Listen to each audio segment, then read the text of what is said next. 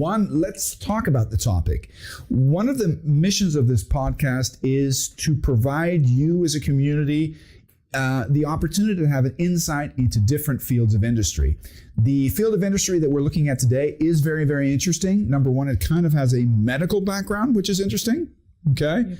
And the second part is it's nonprofit or in the charitable area. Would that be correct? Okay. What we're going to be talking to you about today is about an initiative that has started in Austria. And I really look forward to this topic. We're going to be talking about a program which is called Med4Hope. What is Med4Hope? So Med4Hope stands for Medical Aid for Homeless People.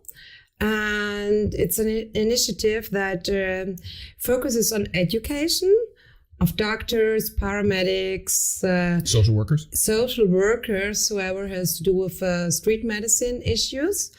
Because we discovered that this education is very important. A lot of people do street medicine, and there's very little education in this field. Okay, so let's maybe put it into a storyline because I think it makes it a little bit easier for people to understand. What's your background? My background, I'm a medical doctor. Okay.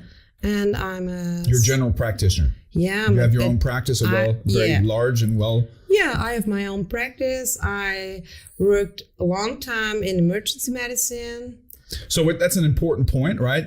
Because emergency medicine is also kind of a... Street medicine. Is kind of a precursor to the initiative that you have for Med4Hope, right? Yeah, it was. It is actually. But I didn't work in hospital. I worked on the street with the paramedics. So let's maybe expand a little bit on this so that we can create a point of reference for Med4Hope, right?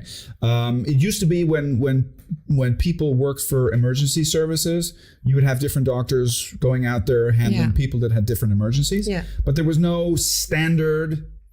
There is, of course, a standard. Now there is, but it used to be there was not one, right? Yeah, that's right. When I started, I had to do an education in this field. But when I was born, for example, my dad was also a paramedic, and he told me that it was a great honor to have a doctor in this, so that everybody could go out on the street with the paramedics in the emergency car, and treat people, also orthopedic doctors, psychiatrists, whatever. And later on, they had this special education for emergency medicine, which now is standard. Nobody could go out there without this special education, as in... there is also in every kind of medicine, geriatric medicine, and there are special fields.